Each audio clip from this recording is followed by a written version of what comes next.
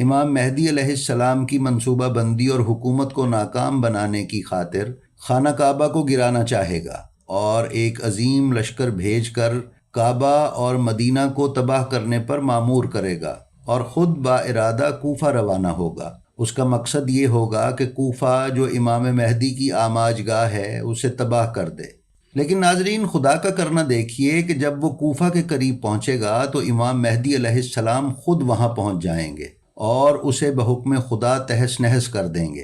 غرض یہ کہ گھمسان کی جنگ شروع ہوگی اور شام تک پھیلے ہوئے لشکر پر امام مہدی علیہ السلام زبردست حملے کریں گے۔ بالآخر وہ ملعون آپ کے ضربوں کی تاب نہ لا کر شام کے مقام عقبہ رفیق یا بمقام لد، جو اس وقت اسرائیل میں ہے اور لڈیا کہلاتا ہے، جمعے کے دن تیسری گھڑی چڑھے قتل ہو جائے گا۔ اس کے مرنے کے بعد